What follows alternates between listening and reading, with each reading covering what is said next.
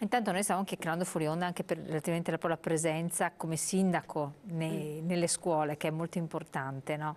Per trasmettere certi valori anche a bambini che magari vengono da altre nazioni, come si devono integrare, diventano italiani di fatto, quindi e di diritto.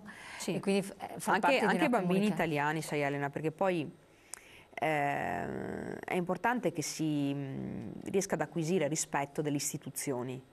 Infatti, esatto, rispetto per chi Rispetto riveste delle un ruolo. istituzioni, perché se tu incominci a non avere più rispetto di chi ti rappresenta o di chi rappresenta una collettività, perdi dei punti di riferimento e dei valori. Allora la prima cosa da insegnare, che io ho voluto fare anche in questi anni nel mio comune con i bambini, ma di tutte le età, dal nido fino ai ragazzi di 18 anni, i quali consegniamo la Costituzione il 2 giugno. Io ho sempre cercato di trasmettere questo valore che per me è fondamentale, perché poi alla fine io ho visto che nella mia azione amministrativa, politica, io ho sempre cercato di trasmettere agli altri quello che è il mio pensiero, quindi quelli che sono i miei valori.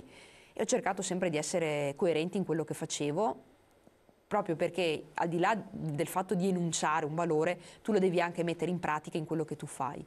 Allora ho voluto in questi anni, anche appunto con i bambini, con i ragazzi, trasmettere questo valore del rispetto dell'istituzione, del fatto di considerare l'istituzione come una realtà presente, non è una realtà lontana da considerare come estranea, magari anche da avere questo senso anche di disinteresse, se vogliamo, o addirittura anche di, come posso dire, in alcuni momenti anche così, di riprovazione.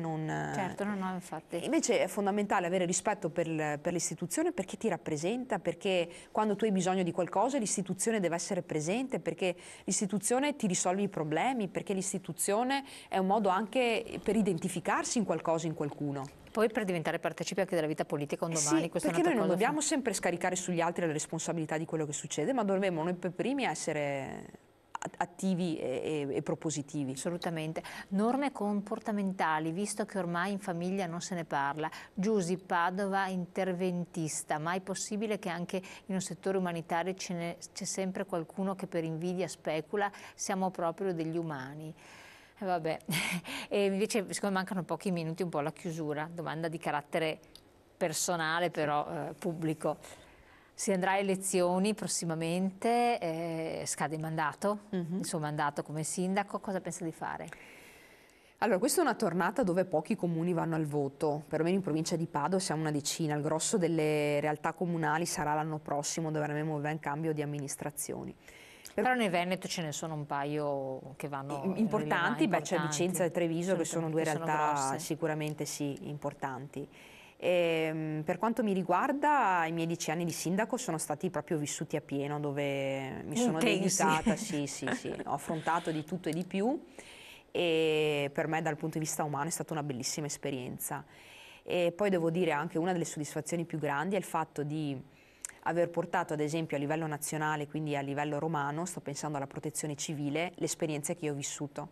Cioè quello che io sul mio territorio ho vissuto in prima persona, ad esempio con l'alluvione, quello che io ho imparato in quella circostanza l'ho portato ai tavoli romani dove si parlava appunto del codice di protezione civile, e quindi ho dato il mio contributo, e per me questa è una delle soddisfazioni più grandi, perché appunto quello che tu vivi poi sulla tua realtà lo puoi in senso positivo portare a livello nazionale, perché poi tutto un paese possa in qualche modo trarre giovamento da quello che è stato il tuo sacrificio, il tuo impegno, la tua passione.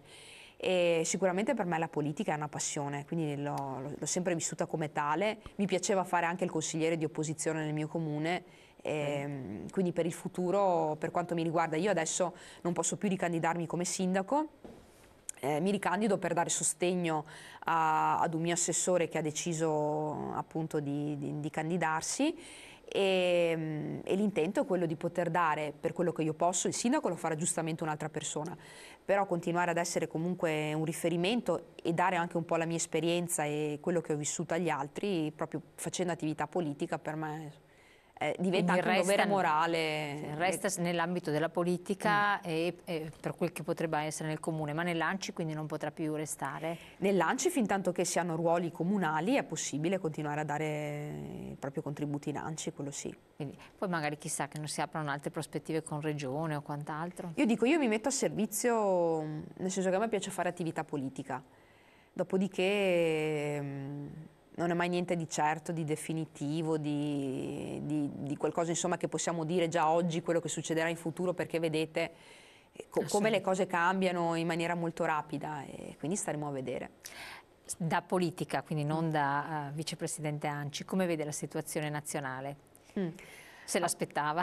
No? Beh, abbastanza ingarbugliata. Allora, io speravo nel centrodestra e mi dispiace che il centrodestra non sia riuscito ad avere il riconoscimento con un bel 40%, per cui si era sicuri di andare direttamente al governo.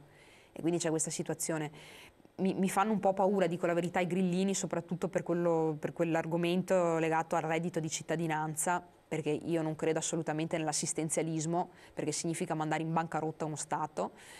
E quindi stiamo a vedere un po' quello che succede a livello nazionale. Confido nel fatto che comunque si arrivi ad un governo, perché noi dobbiamo in primis pensare alle nostre famiglie, al lavoro, all'economia, ai risparmi delle persone. Andare avanti con qualche provvedimento. Quindi noi dobbiamo pensare anche a questo, al nostro futuro, ai ragazzi. A non pensare sempre alla legge elettorale per andare a altre elezioni. Esattamente. Un gatto che si morde la coda. Esattamente. Grazie mille Presidente, grazie, bocca al lupo, buon lavoro naturalmente. Crepi. E a voi grazie di averci seguito, di aver partecipato con i vostri messaggi, ci vediamo domani come sempre.